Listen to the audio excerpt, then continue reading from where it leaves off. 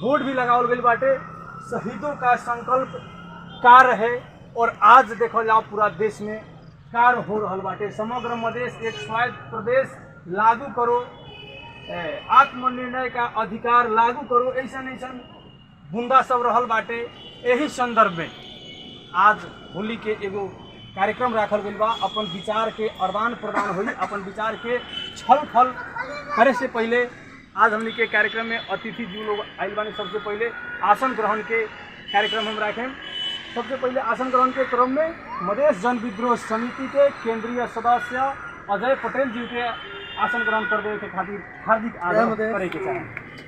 वैसे ही मधेश जन विद्रोह समिति के एगो वीर योद्धा हमेशा मधेश के खातिर आगे बढ़ल हमेशा रहल मधेश जन विद्रोह समिति के ही गणेश शाह कानू जी के भी आसन ग्रहण कर देवे के खातिर हार्दिक आग्रह करे के चाहे।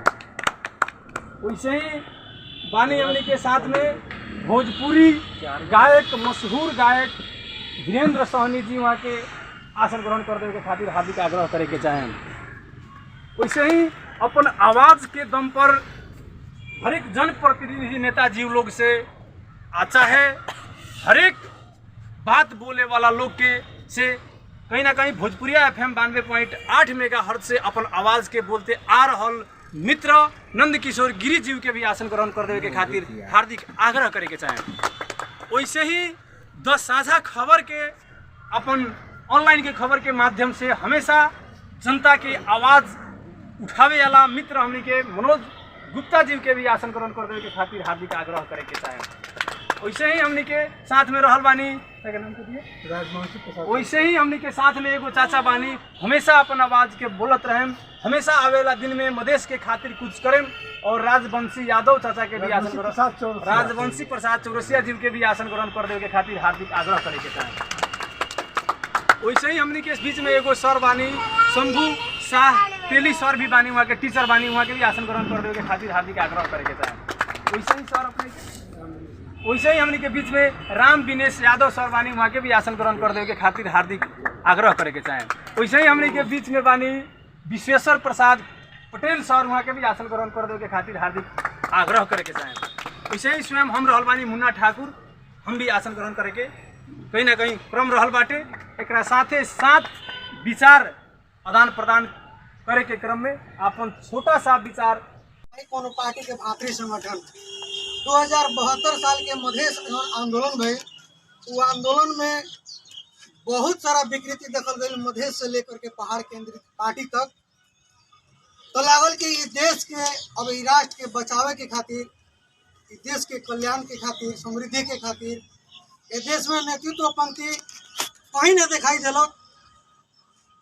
और 2072 साल के आंदोलन में वीरगंज में जितने जोर से आंदोलन भइल, जात पात और मान सम्मान और मधेसी के हक हित के खातिर पहचान के नाम पर जौन गंदगी आंदोलन मधेसी दल के मसीहा लोग कैलक, उ लोग के चरित्र देख के ई मधेश जन विद्रोह समिति के 2072 साल में जन्म भइल। और ये मधेश ही ना बल्कि समग्र मधेश और समग्र देश के खातिर मधेश जन विद्रोह समिति निरंतर 72 साल से आवाज अपन उठाते आ रहा बा। और ये मधेश के हक हित के खातिर मधेश के जे भी युवा लोग अपन शहादत दिलक, जान के आहुति दिलक, उस शहीद लोग के सपना रहे और मधेसी जनता के अधिकार के खातिर जो इतना बड़का आंदोलन भइल और वो अधिकार का रहे वो आवाज के समेट करके मधेश जन विद्रोह समिति बनावल गई। ये दुनिया की जब उत्पत्ति भइल तो ये दुनिया में पैदा भइल मानव जाति हरदम हमेशा स्वतंत्र जिए के प्रयास रखलक, प्रयास कैलक। और बहुत सारा देश में ये स्वतंत्र जिए के सिखाई के क्रम में बहुत सारा देश लोकतंत्र हो गई। और ये सिखाई के क्रम में हमनी के देश में भी प्रजातंत्र लियावे के बात भइल। और विगत दिन के पार्टी सब के अग्रपंक्ति में रह के देश में प्रजातंत्र स्थापना करे वाला नेता लोग भी ई देश में स्थापना कैलक। और प्रजातंत्र ही ना कैलक कि बल्कि आज जनता के शहादत के बलिदानी के दम पर ये देश में संघीय लोकतांत्रिक गणतंत्र भी स्थापना कर दिया गई। लेकिन ई गणतंत्र जो स्थापना भइल बा, लोकतंत्र स्थापना भइल बा, ई लोकतंत्र के आभास आज 5वां बरस पूरे जा रहा बा।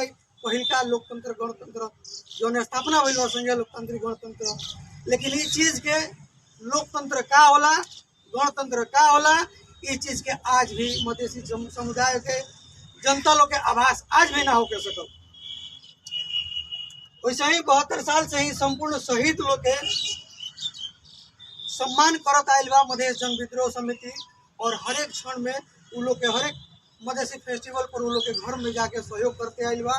और हर एक मधेश में रहल जितने भी हमने के पर्व त्यौहार बा उ सब पर्व त्यौहार के ध्यान में रखत मधेश जन विद्रोह समिति हर एक पर्व में काला झंडा लगा करके मनावेला। आज मधेश की जौन स्थिति बा तो मधेश जन विद्रोह समिति के नजर में जौन 72 साल के आंदोलन में जे शहादत प्राप्त कैलक मधेसी युवा लोग, उ लोग के चीता के आज भी नहीं के ठंडा भइल मधेश जन विद्रोह समिति के सिद्धांत विचार और नजर में। यही से मधेश जन विद्रोह समिति हर एक फेस्टिवल के ध्यान रखते हुए, संस्कार संस्कृति के बचाते हुए काला झंडा लगा के हर एक पर्व मनावेला। वैसे ही हर एक होली में भी होलिका दहन के दिन शहीद लोग के अबीर चढ़ा के श्रद्धांजलि करत मधेश जन विद्रोह समिति काला झंडा के साथ होली खेलेला और श्रद्धांजलि भी अर्पण करेला।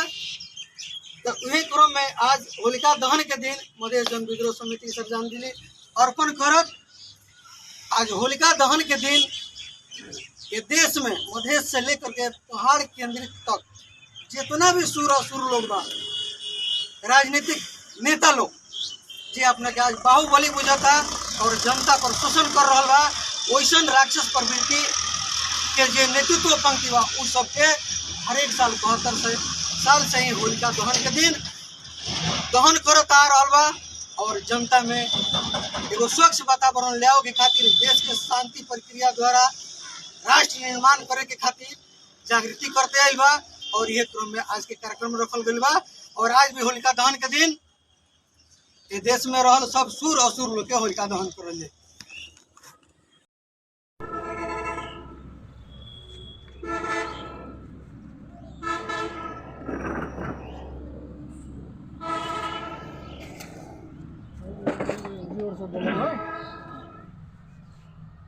जय मधेश। फसवादी सरकार मुर्दाबाद, फसवादी सरकार मुर्दाबाद, एमसीसी मुर्दाबाद, मुर्दाबाद, मुर्दाबाद, एमसीसी मुर्दाबाद, मुर्दाबाद, मुर्दाबाद, फसवादी सरकार मुर्दाबाद।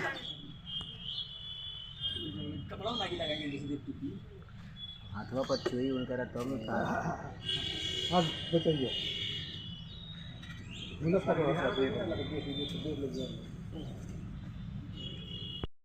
नमस्कार। आज एगो नारा हमने देखा था सन, जय मधेश, जय मधेश, मधेश जन विद्रोह समिति अमर रहे, जय मधेश, संघर्ष हमारा जारी रहे कह के सब जो हमने एगो बैनर देखा था सन।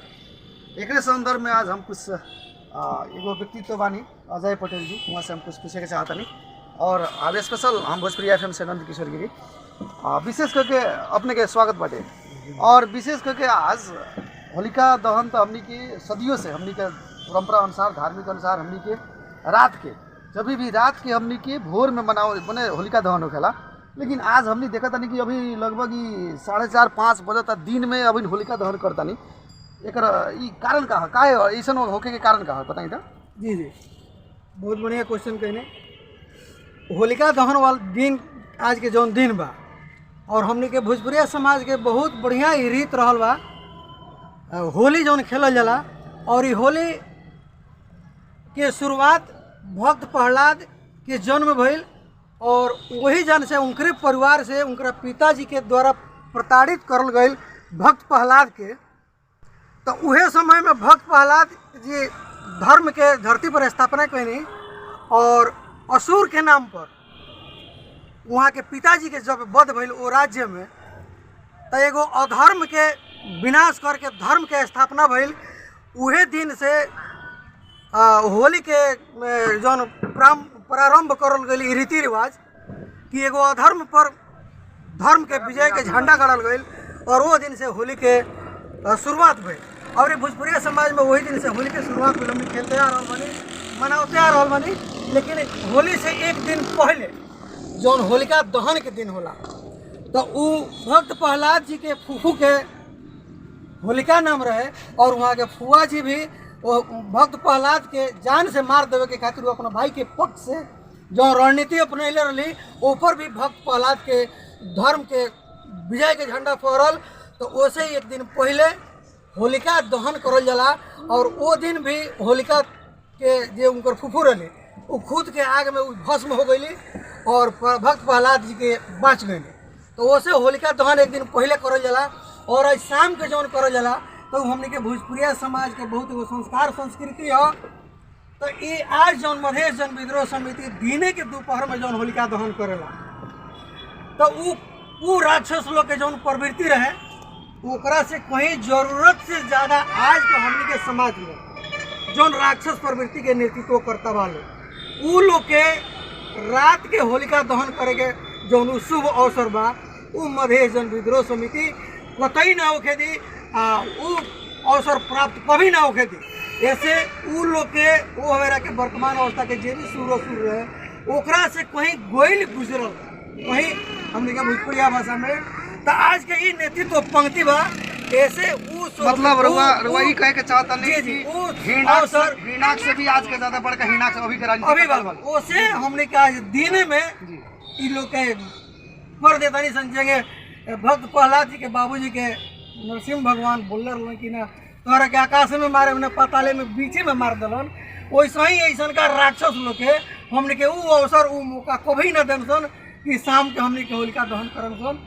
हमने के जो समझ फूके कार्यक्रम जो होला। अच्छा एक और चीज हमने के नेपाल में ही देखे नहीं सन, जैसे हमने के नेपाल में बानी स्पेशली नेपाल के परिवेश बात कल जाओ तो ये पूरा दुनिया में बहुत सारा जगह हिंदू धर्म होकेला, सब जगह हमने के होलिका दहन जैसे आज होलिका दहन का मतलब है कि कहीं ना कहीं हमने के विशेष करके जौन एगो असुर प्रवृत्ति रहे, असुर रहे जौन के असत्य कहल जाला। जी जी असत्य के नाश भइल तब हमनी के खुशहाली में होली मनावल सन।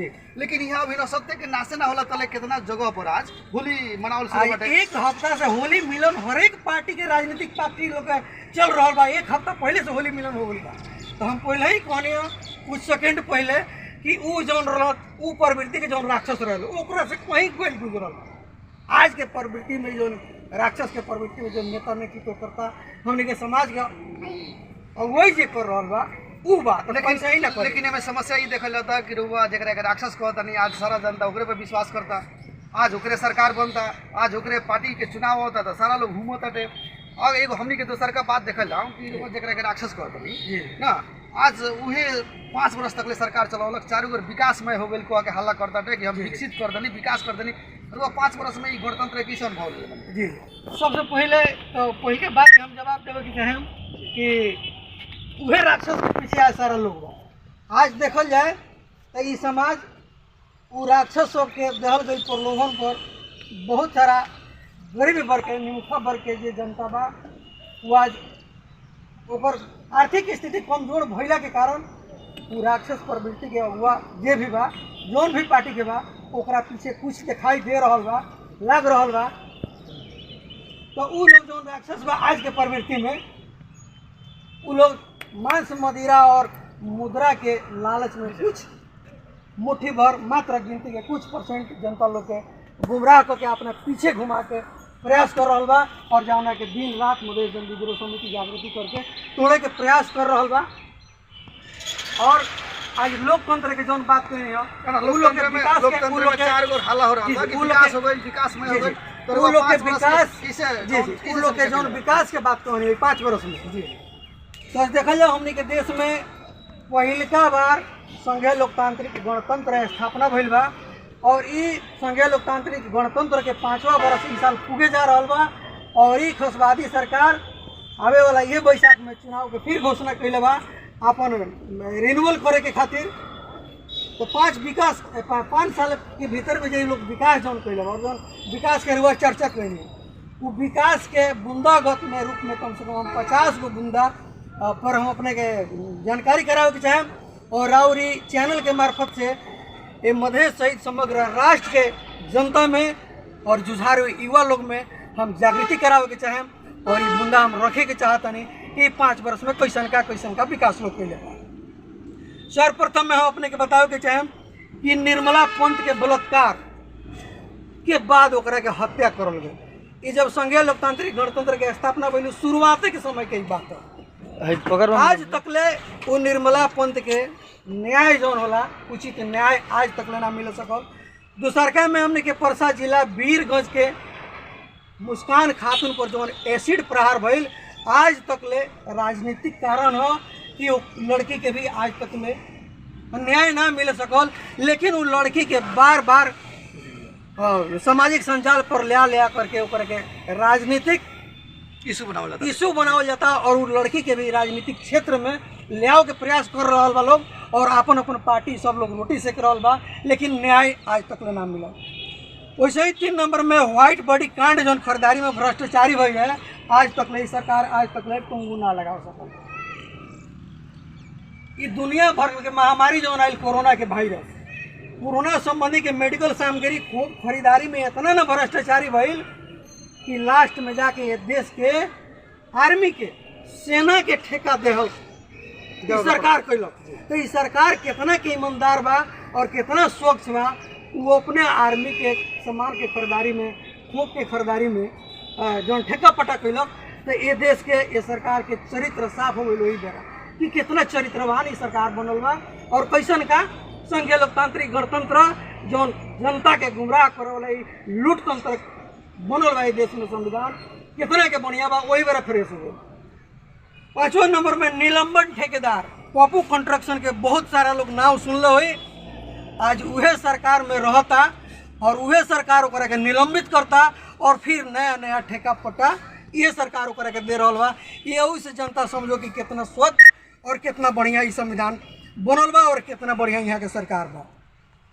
ऊखो किसान के देखें आज से 50 वर्ष पुराना रिकॉर्ड देखें तो किसान के कमाई जो होला कहे के कृषि प्रधान देश जो हमनी के कागज में मात्र सीमित बा और व्यवहार में देखी तो किसान के आज से 50 वर्ष के धान के रेट के मूल्यांकन करी कार्य है, कर्मचारी के तलब वगैरह कार्य है और आज के किसान के उपराजल धान के देखी कितना रेट बा और आज के कर्मचारी के रेट का बा और आज के नेतृत्व करता जो नेता कहता अपने के राष्ट्रवादी कहता ये समाज को अगुवाई करके चल रहा बा ओकर सत्ता और भत्ता वो लोग के देखी भत्ता वो लोग के कितना बा वो लोग के तलब कितना दिया रहा बा।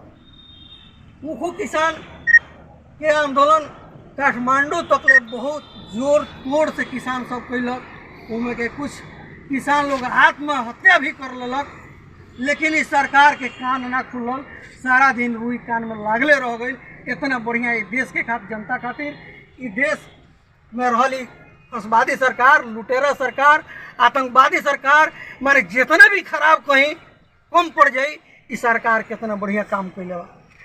ये जनता के खुशहाली के खातिर अगर परसा जिला में रहल वीरगंज चीनी मिल कारखाना आज बना दहल गई रही तो 12 परसा रौटहर 3 गो जिला में कम से कम लोग कहला कि गोल्डन हमें के विदेश से मंगावल जाला। शायद यहाँ के जनता इतना ना उपरजनी करे ऊँख से कि आज शायद वो गोल्ड के वर्षा शायद हमने के मधेसी में हो, लेकिन ओकरों के बंद कर दहल गई। सरकारी जितना फैक्ट्री बा जनकपुर रोड कारखाना कागज कहीं हेटौड़ा सीमेंट कहीं बहुत सारा ऐसा चीज़ बा सबके सरकार धराशायी कर दिल। तो कितना बढ़िया विकास कर रहा बा।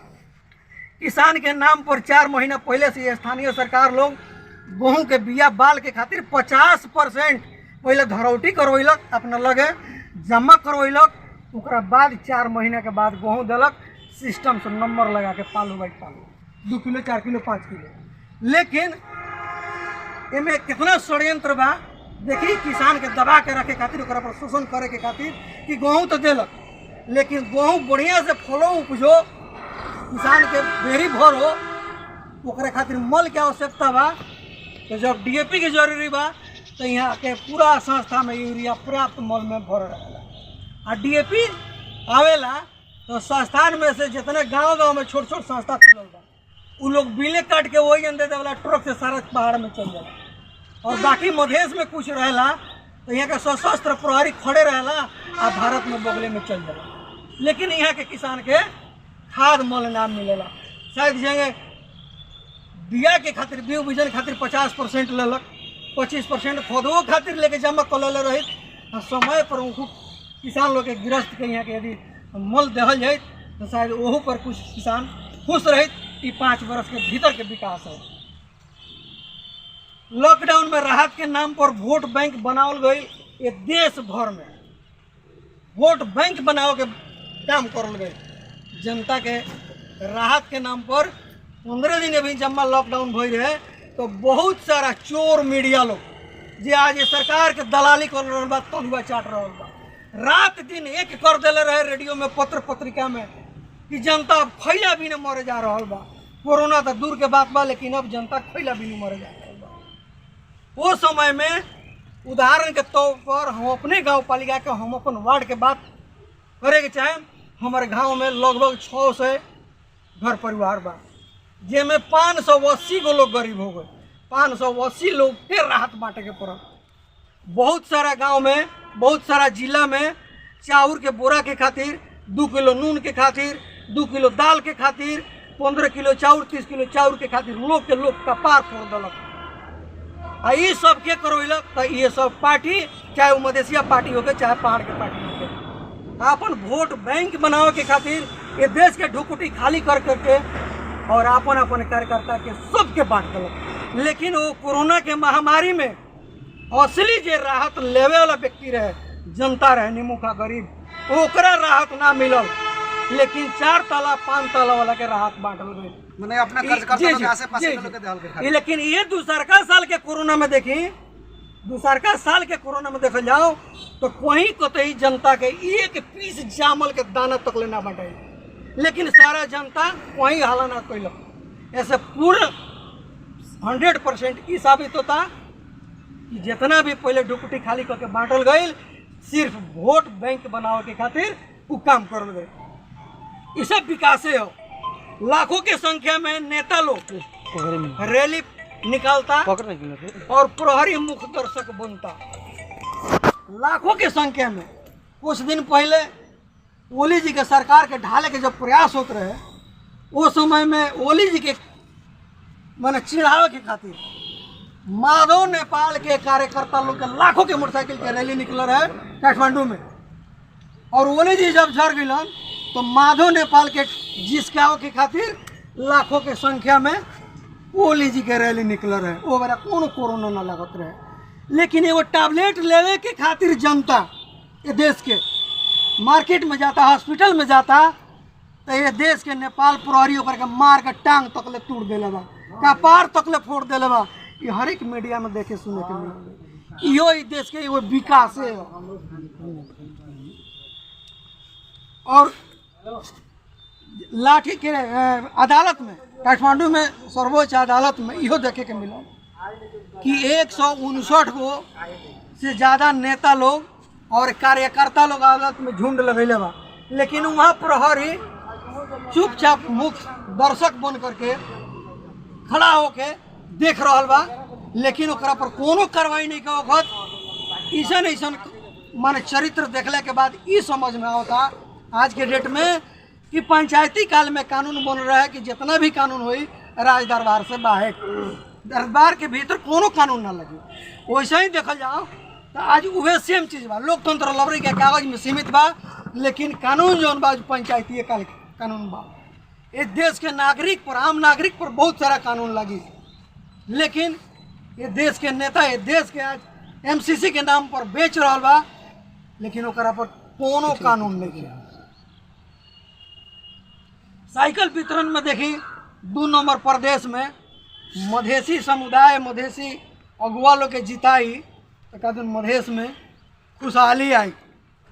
तब बेटी पढ़ाओ और बेटी बचाओ के अभियान में साइकिल जितना बटाता, आज तकले ओकर छीनो भनो अख्तियार अभी खोजते बा, कहा जाने कितना लाख के बार्गेनिंग बा, कबले ऊपर कार्रवाई हुई। हर एक साइकिल के पीछे 2000 के घोटाला सामने आयल बा, लेकिन अभी तक ऊपर कार्रवाई नहीं हो, सब कोई के मिलिए भगत में बा। और बेटी बचाओ और बेटी पढ़ाओ इ नया दूसरा देश के नकल करके यहाँ के अगुआ लोग भ्रष्टाचारी करे के, पेट भरे के अपन एगो षड्यंत्र रचल बा और काम कर रहा बा।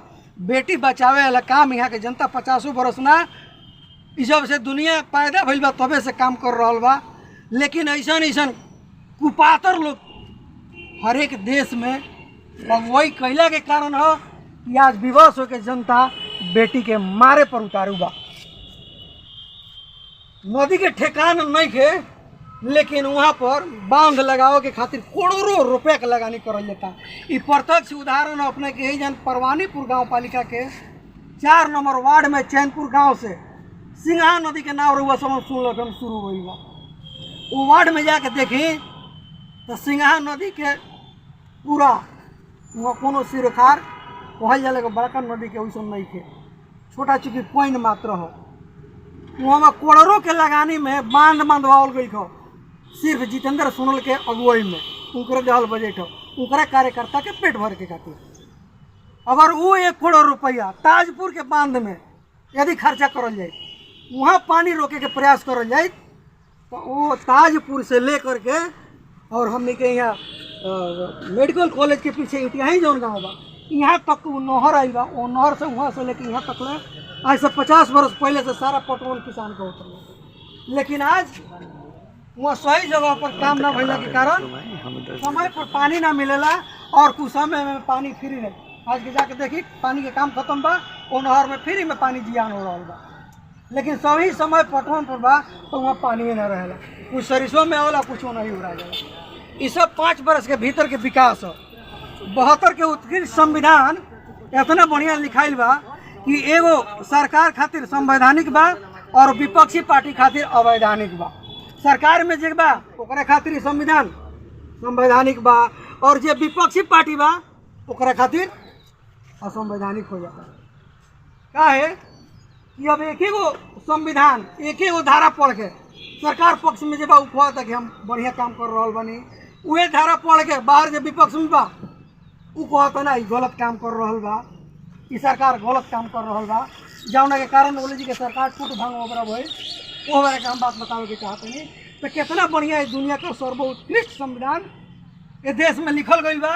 ये देश के लिखे वाला लोग, संविधानविद लोग और प्रधान न्यायाधीश लोग कितना बढ़िया से व्याख्या कैल को बड़ा कि एगो आदमी कहता कि असंवैधानिक बा, एगो कहता वैधानिक बा।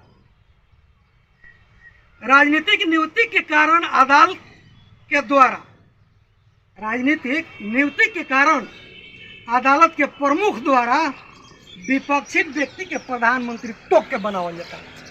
अब बताएं कि ये देश में संघीय लोकतांत्रिक गणतंत्र स्थापना हो गई बा, लोकतंत्र बा, लेकिन प्रधानमंत्री के बनावे के खातिर अदालत के प्रधान न्यायाधीश एगो व्यक्ति के नाम तोक के कहता कि है फलानो लाई प्रधानमंत्री बनाना पड़ता।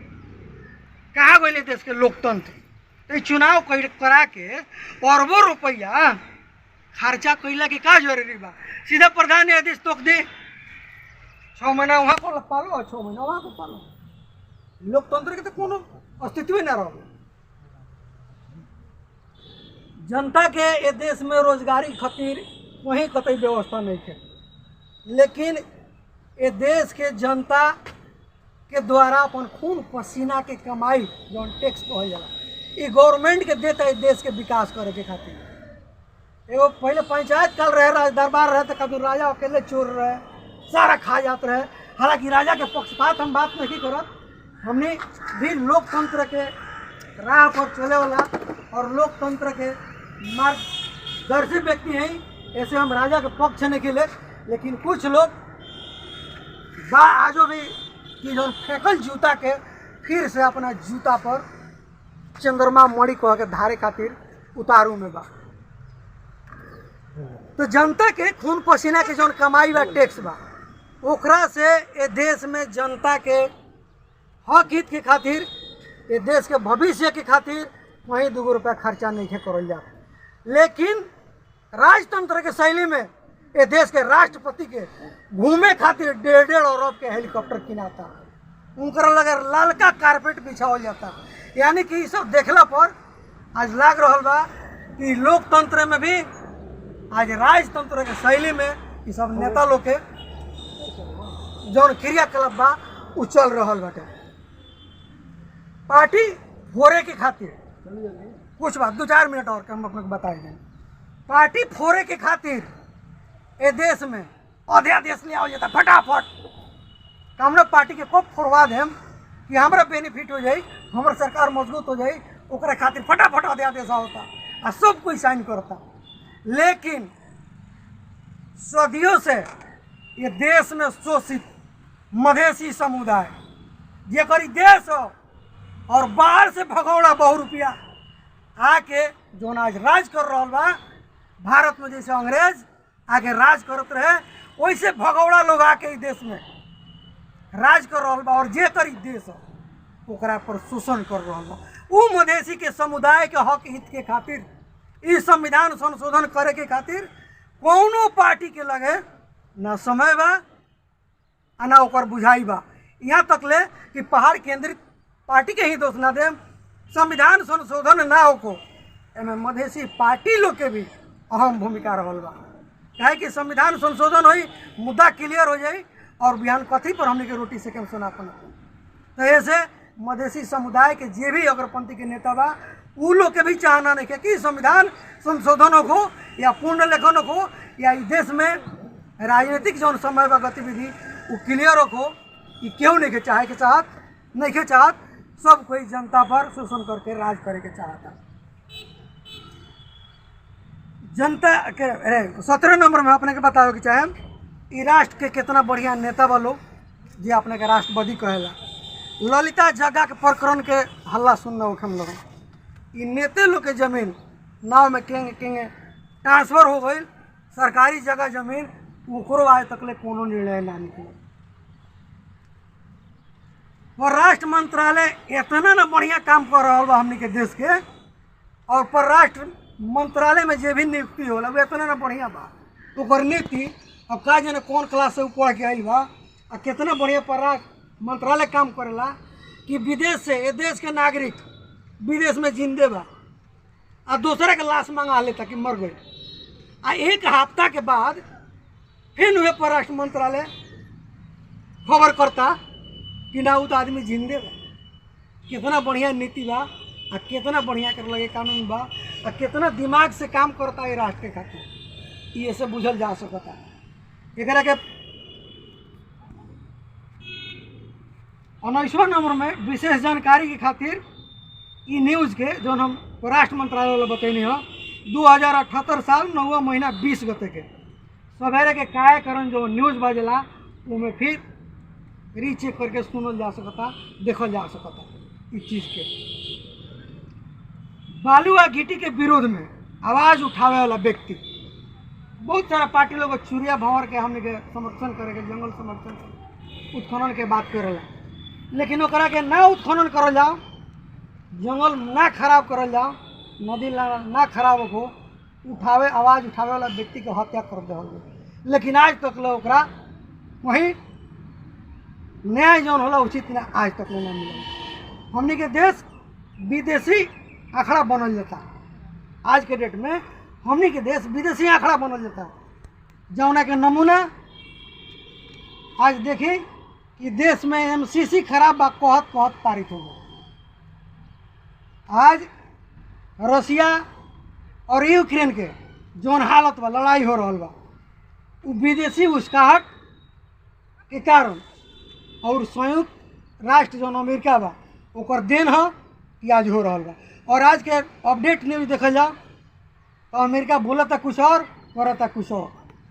यूक्रेन विवश होके ये लोग उसका हट में आके विवश होके आज सब कुछ वो अपन गंवा दिल, सब कुछ गंवा दिलक। आज के डेट में 2728 लाख जनता दोसर देश में शरणार्थी बन के जाके अपन गुजारा कर रहा बा। आज वो देश में रहल लोग के पानी पिए पर आफत हो गई बा, बच्चा बच्चा पानी भी नहीं तड़प रहा बा। वह विदेशी के इशारा पर आज संघीय लोकतांत्रिक गणतंत्र भैला के बावजूद भी इस देश के जनता सब इस देश के बेचे पर उतारू बा। और जौना के कारण कि एमसीसी आज हमें के देश में ये लोग पारित कैले बा, और ये एमसीसी के तहत ये देश एक दिन यूक्रेन के सीरिया के भोगाई यहाँ के जनता के भोगे के।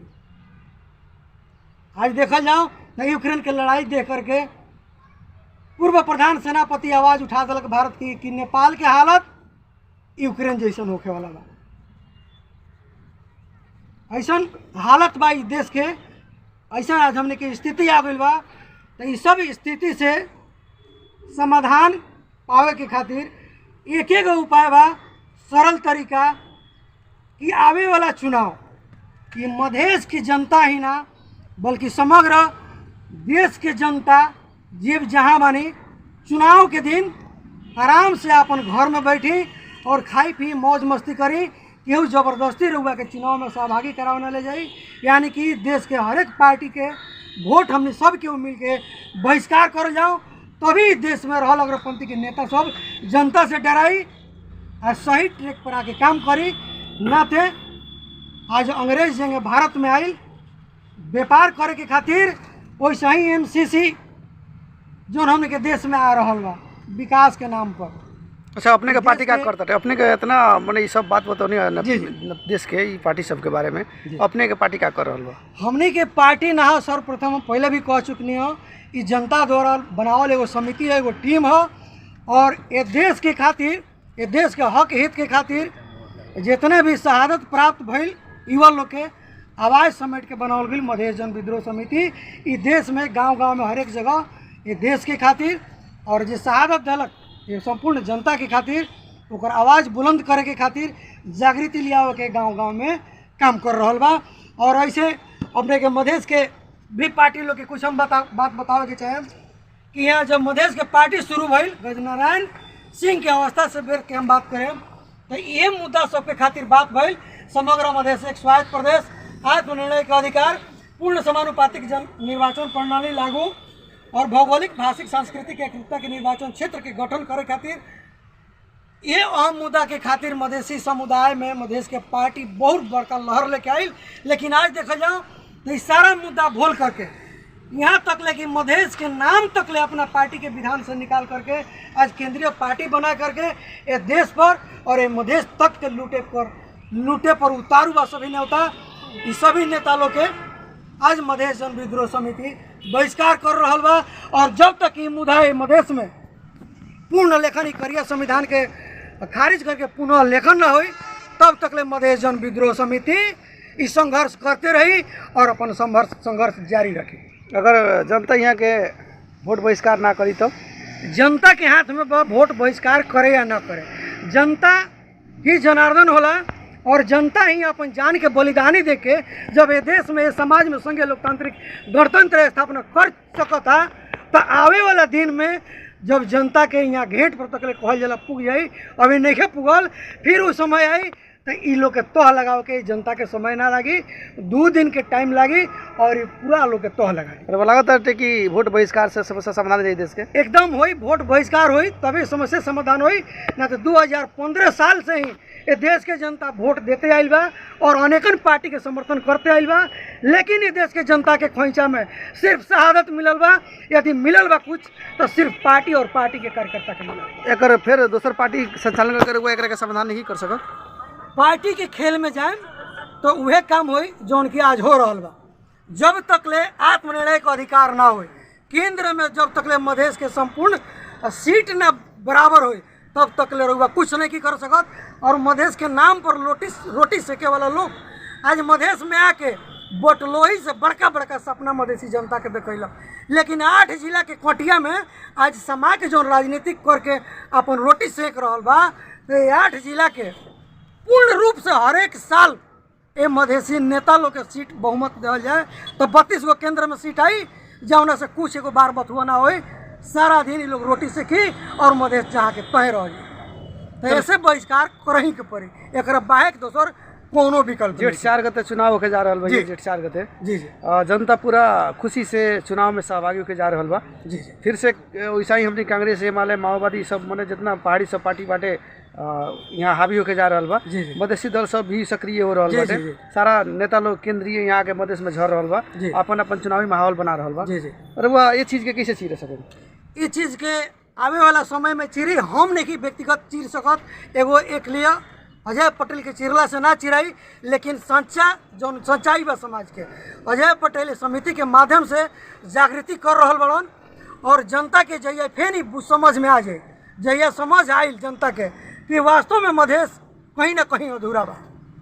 तो 64-63 से जौन अपन शक्ति प्रदर्शन कैलक मधेसी समुदाय, आज फिर वैसा दिन आई और ये मधेसी समुदाय अपन शक्ति के फिर बुझी और ओह बेरा फिर अपन शक्ति प्रदर्शन करी। मतलब वो कहते नहीं कि जनता भ्रमित बा, जी। ये सत्य के हम बचा के रखत नहीं, जौना के माध्यम से जी, फिर जी। जनता के समझ में आई। जी, और ये हनुमान जनता- जी के जी, जी। जैसे श्राप रहे कि बिना उनकरे के जागृत कैले उनकर शक्ति ना आवे, वैसा ही ये जनता के हनुमान रूपी जनता के मधेश जन विद्रोह समिति आज वो हनुमान रूपी जनता के जागृति करे के काम कर रहल बा।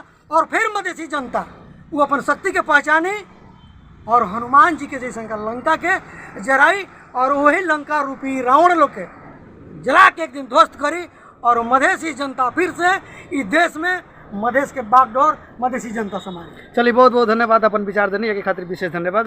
बहुत सारा धन्यवाद देव के चाहे मधेश जन विद्रोह समिति के तरफ से कि रउआ सबन आके मधेश जन विद्रोह समिति के विचार के आज करोड़ों जनता के माज अपन चैनल के माध्यम से पुगाव के जन काम कर रहल बानी और समय समय पर साथ दे रहल बानी, ओकरा खातिर दिल से व्यक्तिगत हम अपन तरफ से भी और टीम के तरफ से भी बहुत सारा हम धन्यवाद देव के चाहे। जी श्रोता मित्र, अभी अपने सुनिए जौन आज राजनीतिक दल में जितना लोग बाटे असुर लोग, वो राजनीतिक दल लोग के आज ऐसे देखिए अभी सूर्य दिखाई दे रहा बाटे पूरा दिन में ही हमनी के देखे के मिलल जन मधेश जन विद्रोह समिति के ओर से जौन हमनी के होलिका दहन भइल हवे दिन में, ये चीज़ के अपने प्रत्यक्ष देखनी है। और हम भी अब अपने समाज में से छूटें। बहुत सारा धन्यवाद के साथ नमस्कार।